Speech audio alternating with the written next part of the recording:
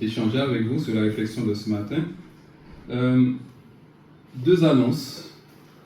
D'abord, le ministère de la prière qui nous invitait à avoir une veille prière samedi prochain nous signifie que cette veille prière est reportée à une date ultérieure. Donc nous serons attentifs à la prochaine annonce du ministère de la prière afin que nous puissions vivre ce temps ensemble à une date prochaine. J'aimerais aussi rappeler l'événement de la rentrée pour notre fédération, REA, Réflexion Action, qui se passe au Moulin des Halles du 12 au 14 septembre prochain.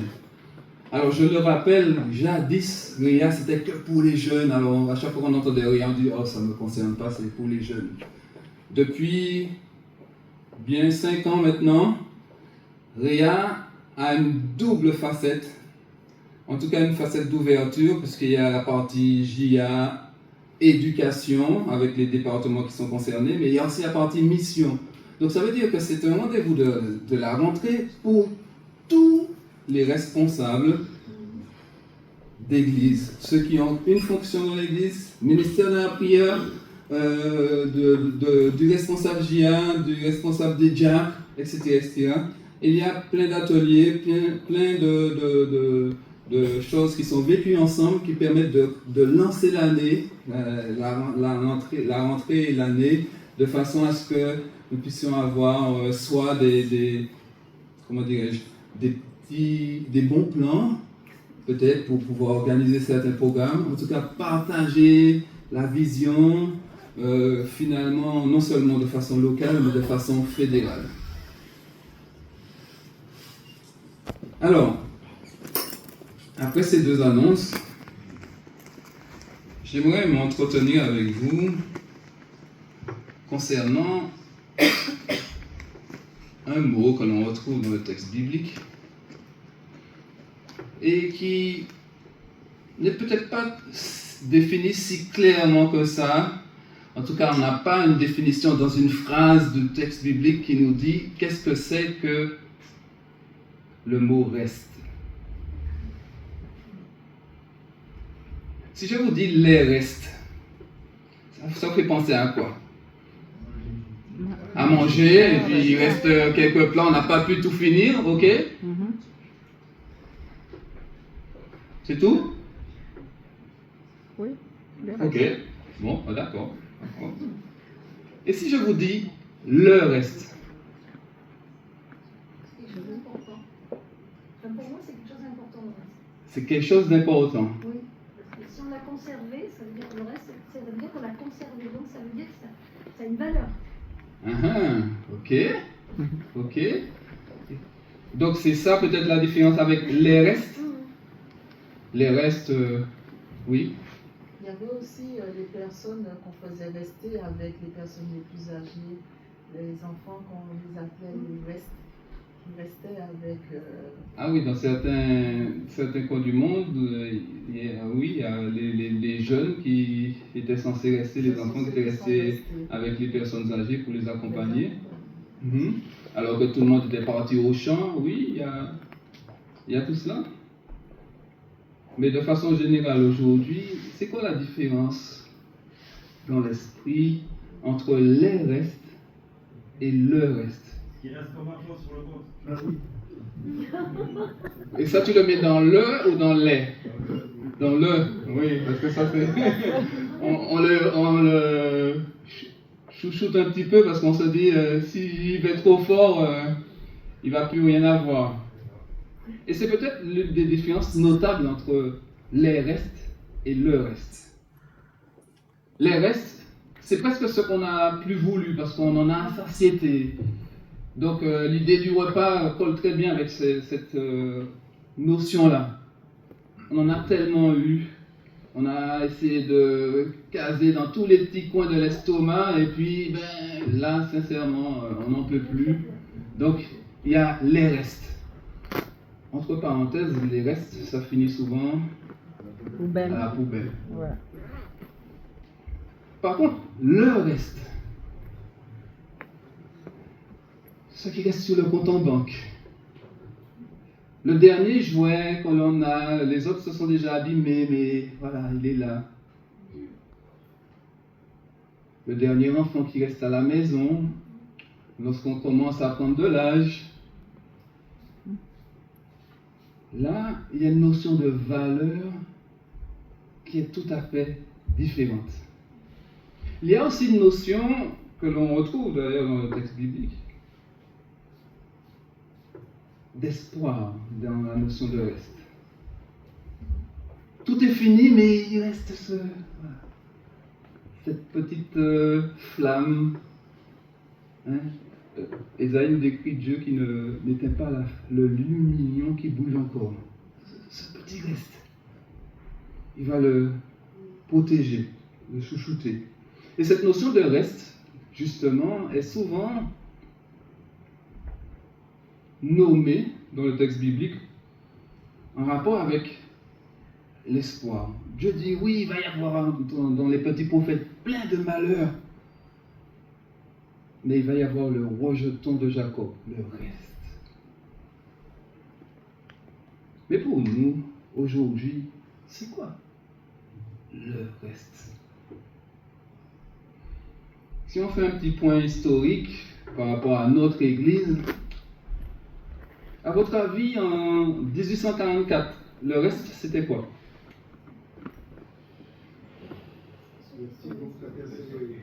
Le petit groupe qui a persévéré.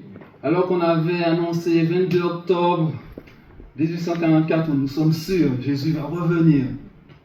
22 octobre passe, Jésus n'est pas là. Le reste, à ce moment-là, c'est ce groupe qui continue à dire, il y a quelque chose peut-être que nous n'avons pas compris et il faut continuer à chercher. Oui, je l'ai dit tout à l'heure, Serge. Oui, justement, c'est ce reste, c'est ceux qui continuent à espérer, à se dire, mais non, ça ne peut pas se terminer comme ça. On n'a pas pu avoir toutes ces années de préparation pour arriver à un jour où il n'y a rien, il y a bien dû y avoir quelque chose, et il y a quelque chose que nous devons encore chercher. L'histoire nous raconte que ce petit groupe, dans ce petit groupe, il y avait encore un groupe encore plus petit qui a passé toute la nuit à prier et à relire le texte biblique. Et Cyril Van Dos Santos était là et vous dirait que ça l'a questionné de découvrir que le 23 octobre au matin, une lueur justement d'espoir apparaissait, mais en même temps, une lueur qui leur disait, ben, finalement, il y a quelque chose qui s'est passé, mais ce n'est pas ce que vous croyez. Donc en 1844, on va dire que le reste, c'est ce groupe qui, malgré la déception qu'il y a pu y avoir avec cette date où ils attendaient Jésus et qu'il n'est pas venu, continue à espérer, continue à croire, continue à chercher. En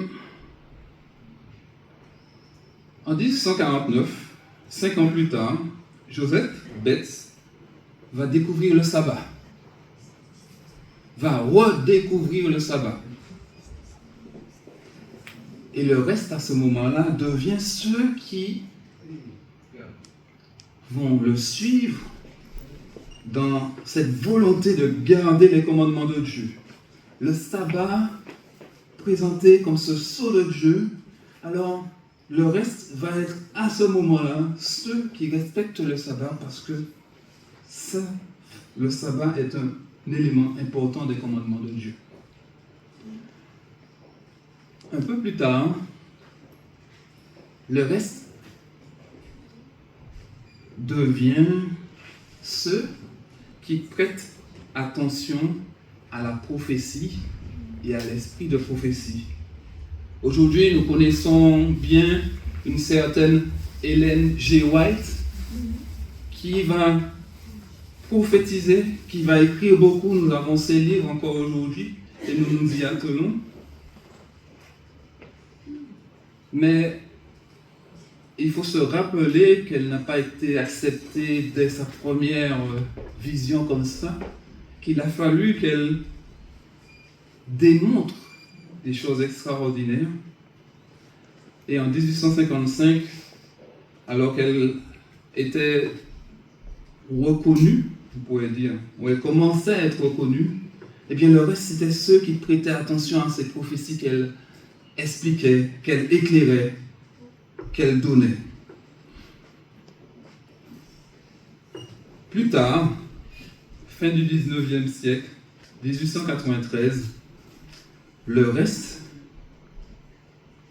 c'est ceux qui, devant les accusations dans les conflits théologiques d'une église qui est Babylone, alors le reste va se dire, il faut que nous soyons attentifs à ne pas faire partie de ce groupe-là.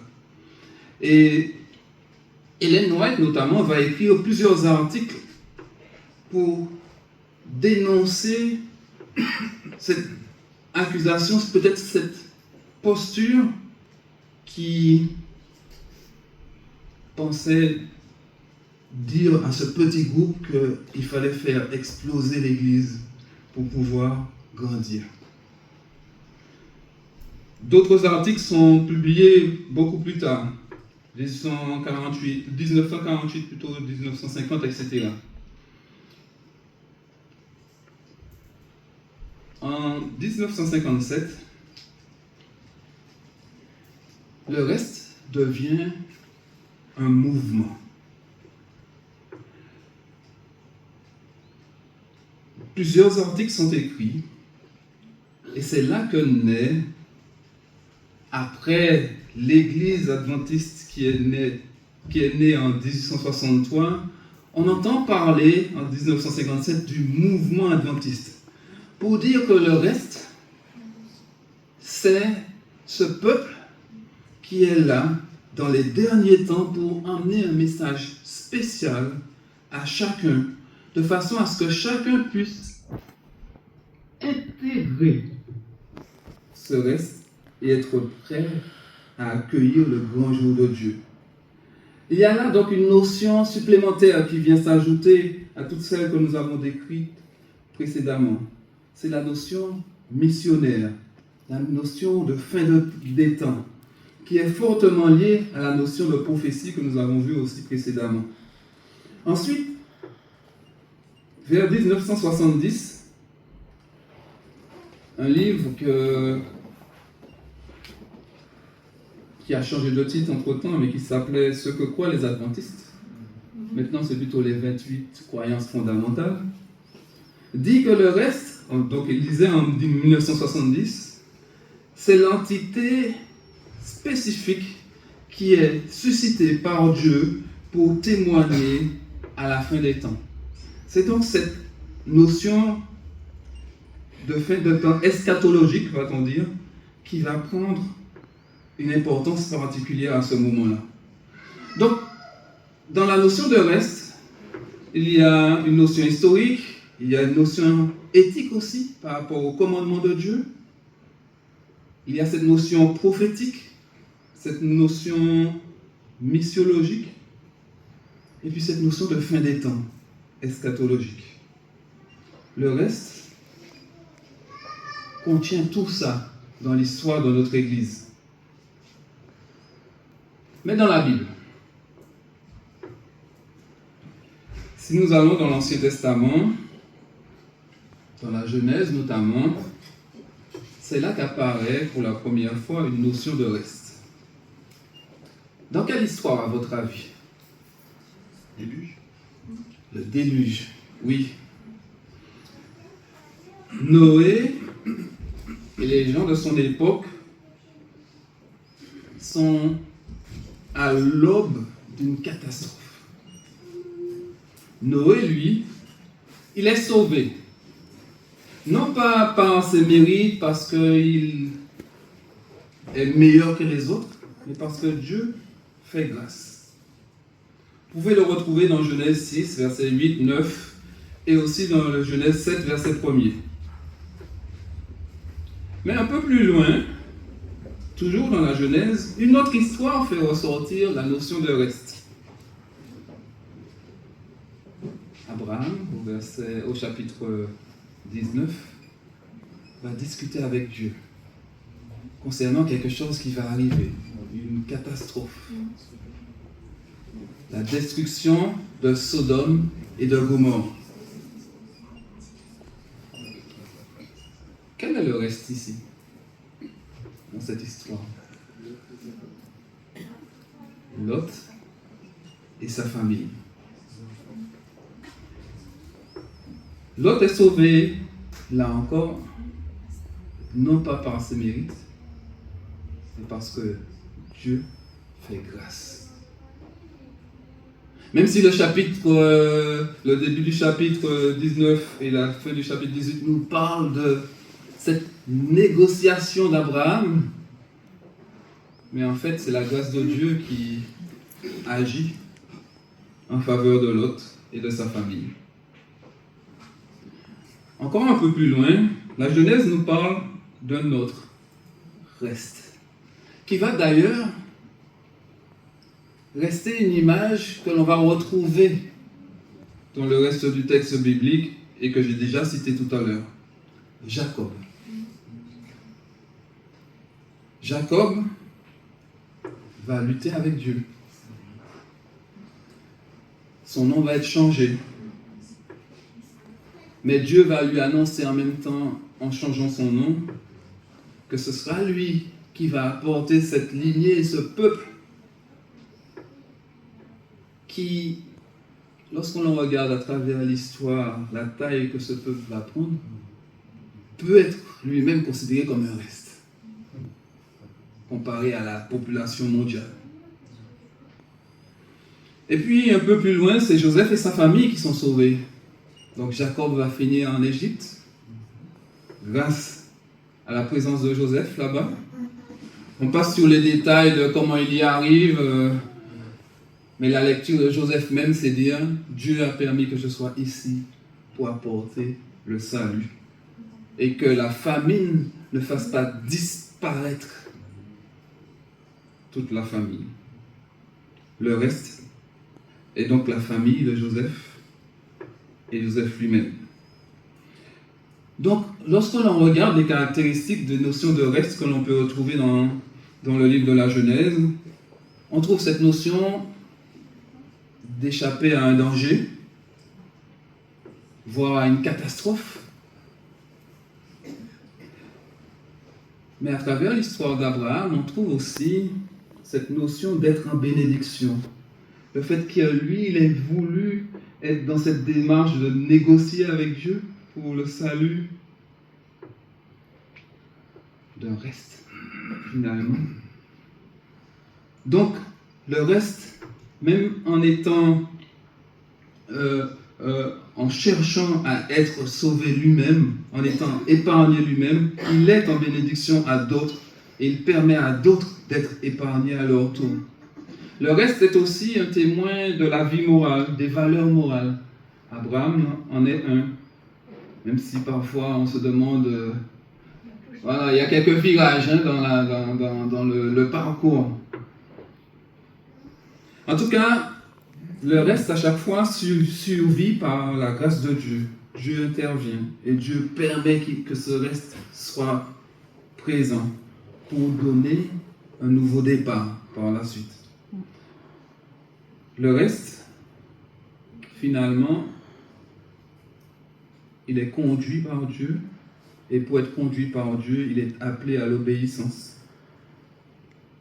Et le reste, quelque part dans la Genèse, va nous inviter à être dans la dynamique de cette promesse faite à Adam et Ève et à Abraham de devenir une grande nation, multiplier, remplir la terre. Le reste est aussi très souvent en rapport avec une notion de prophète. Élie, le prophète, annonce que le reste doit être celui qui échappe non pas à une catastrophe physique, mais à une catastrophe spirituelle, religieuse. Le peuple s'est égaré. Et le reste, ce sont ceux qui, à travers cet égarement, cherchent à rester fidèles à la foi en Dieu. Et Élie va encourager chacun à aller dans cette démarche-là. Plus tard, Amos va nous décrire une catastrophe qui n'est pas une catastrophe naturelle non plus, ni physique, mais une catastrophe sociale. Et là, le reste,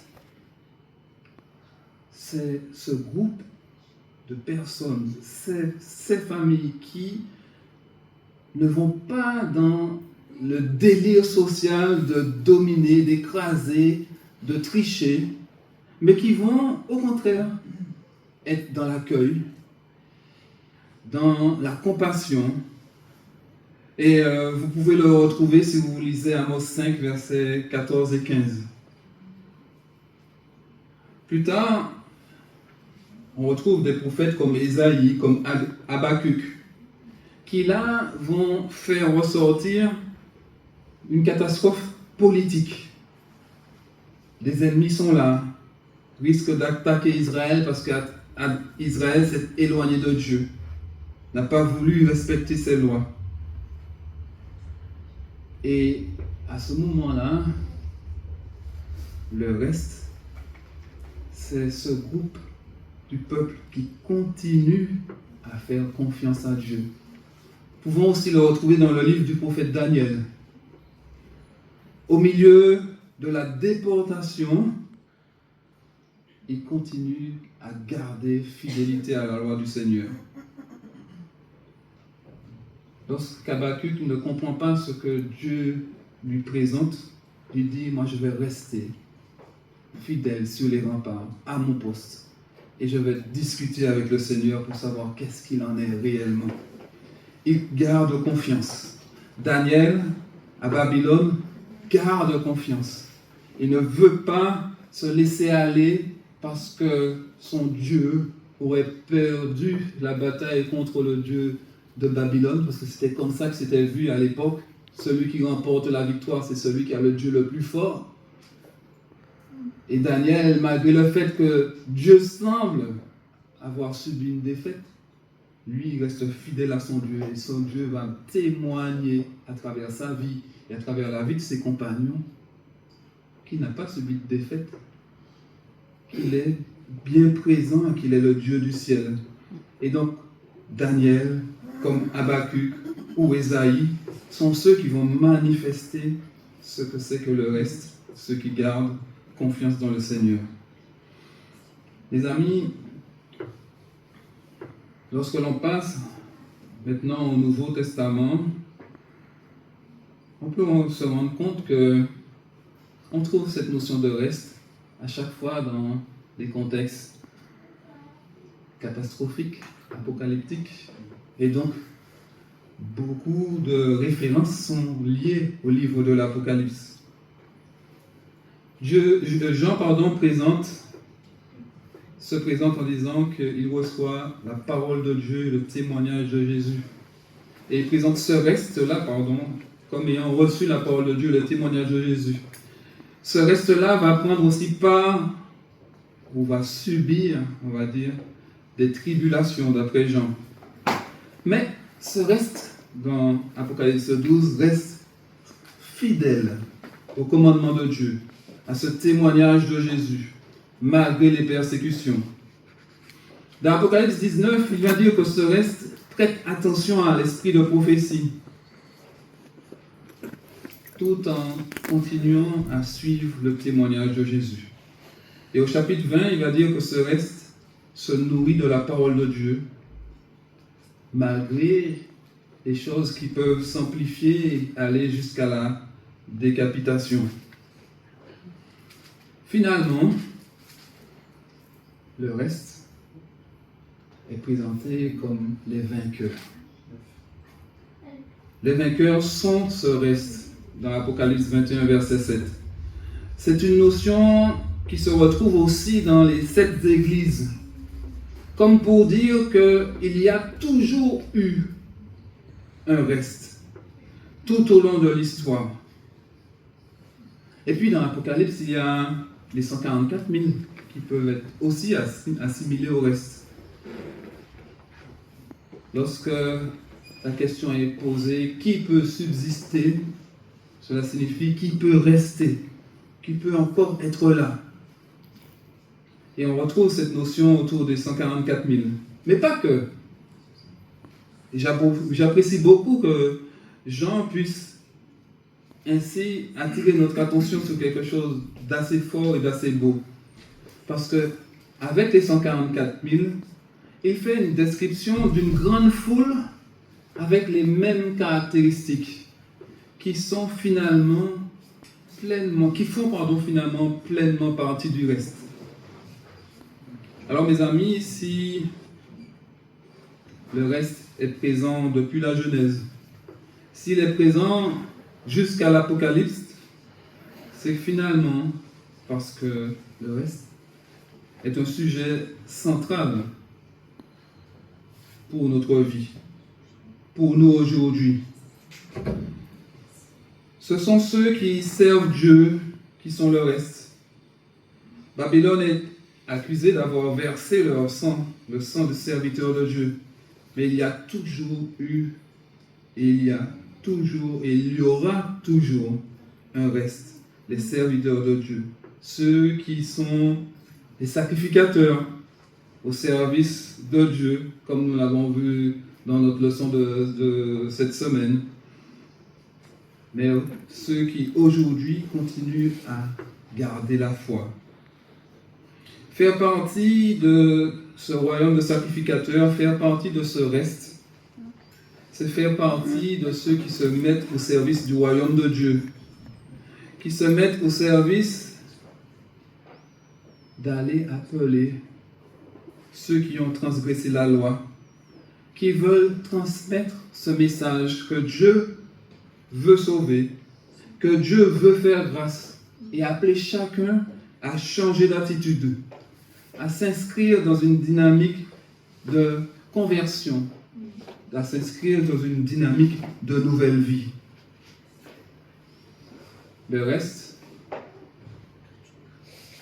est inscrit sur le livre de vie dès la fondation du monde, nous dit Jean. Dès la fondation du monde, les œuvres que chacun de nous pouvons accomplir sont là, à notre disposition.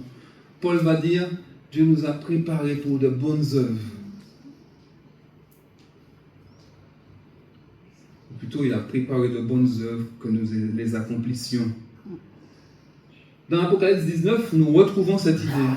Les œuvres nous sont données. Tout est grâce. Même les œuvres que nous pouvons accomplir sont une grâce du Seigneur, car elles sont prêtes pour nous. Alors mes amis, lorsque nous regardons et que nous voyons que dès Noé, le reste a cette notion de fidélité, alors que les choses qui arrivent ne nous encouragent pas à rester fidèles. Alors que la description du peuple autour de Noé était que tous allaient strictement vers le mal, par la grâce de Dieu, il y avait un Noé qui faisait de son mieux. Le texte va dire qu'il était juste en sa génération, qui faisait de son mieux pour apporter peut-être une atténuation à tout ce mal ambiant. Et cette notion-là, c'est une notion qui est non seulement spirituelle, mais qui est aussi écologique. Et j'aimerais dire qu'aujourd'hui, le reste est ce groupe de personnes qui veut faire du bien autour de lui, non pas seulement à l'humain, mais à la nature en général. D'ailleurs, si nous lisons Apocalypse 11, verset 18, l'appel est lancé à Dieu en disant « Il est temps de détruire ceux qui détruisent la terre ». Le reste donc, aujourd'hui, comme déjà de l'époque de Noé, a aussi une facette écologique. Donc finalement, le reste est celui qui plutôt fait partie du reste est celui qui veut sauver, aider, soutenir, protéger, être en bénédiction.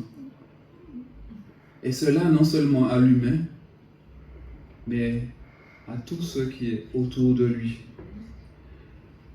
Ce n'est donc pas simplement une notion spirituelle de dire, voilà, j'ai ma relation avec Dieu. C'est aussi une notion sociale et une notion écologique. Jésus, lui,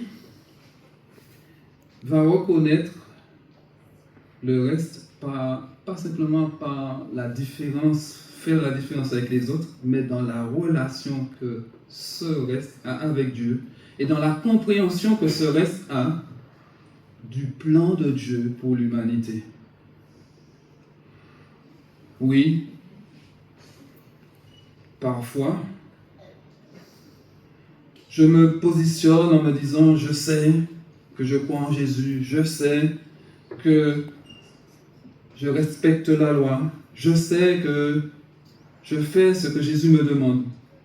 Mais peut-être n'ai-je pas conscience que ce que Jésus me demande est beaucoup plus large que simplement respecter les 10 commandements. Il y a une notion dans la vie du reste qui est une notion de justice. Et cette notion de justice, elle est dans le fait non pas de dire je suis impeccable, mais dans le fait de dire je reconnais que j'ai besoin de la grâce de Dieu et je reconnais que celui qui m'entoure, qui est à côté de moi, derrière moi, devant moi, lui aussi a besoin de la grâce de Dieu. Lorsque j'accueille donc la grâce en tant que membre du reste, je ne l'accueille pas en me disant ça y est, j'ai mon trésor à moi et je le garde. Et je l'accueille en disant oh Seigneur, merci, c'est extraordinaire ce que tu m'apportes. Comment puis-je le partager avec ceux qui m'entourent? Comment puis-je le partager avec la planète sur laquelle tu m'as placé?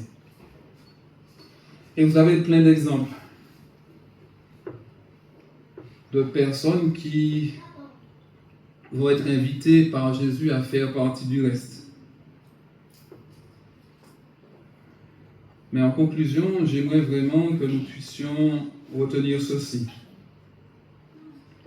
Dans la mesure où l'Apocalypse témoigne de l'existence d'un reste à la fin des temps, notre Église peut désirer faire partie de ce reste. Et je nous invite à désirer faire partie de ce reste. Dans la mesure où Dieu désire se réserver un peuple pour cette fin des temps, je crois que notre Église et chacun d'entre nous sommes invités à faire le projet de constituer ce reste. Dans la mesure où l'affirmation d'être le reste n'est pas exclusive. À aucun moment dans le texte biblique, le reste ne s'est désigné par lui-même. Alors, je veux nous inviter à nous confier en notre Dieu, à nous confier en l'élection, entre guillemets, divine qu'il préserve toujours à la liberté humaine. C'est-à-dire cette place qu'il nous donne pour faire le choix de nous confier en lui, de nous rapprocher de lui. Et finalement, c'est ça qui fait de nous le reste. Non pas la désignation que nous pouvons en faire nous-mêmes. Tout ça nous dit que faire partie d'une communauté ne suffit pas pour faire partie du reste. L'Église ne nous garantit pas de faire partie du reste. Faire partie du reste C'est plus d'ailleurs un engagement à vouloir avancer dans une direction indiquée par Dieu. C'est plus un défi qu'un constat. C'est plus un appel qui nous est lancé qu'un bilan. Dieu veut que nous recevions sa grâce et que lorsque nous la recevons, que nous puissions être dans la même lignée que ce que Jésus a vécu sur terre, en gardant son témoignage. Et pour y parvenir, mes amis, une seule chose est possible. Tournons-nous vers notre Dieu. Prions-le de nous remplir de son Saint-Esprit. Prions-le de nous accorder sa paix, sa grâce, sa force, et surtout de nous remplir de son caractère d'amour, de compassion, de grâce et de pardon. Et là, sans que je n'ai besoin de le dire, je serai heureux de faire partie du reste. De ceux qui, contrairement à la dynamique générale, où il faut démontrer qui nous sommes parfois par la fermeté et la dureté, de ceux qui le démontrent comme Dieu le fait lui-même, par la tendresse, le pardon et la grâce. Amen. Amen.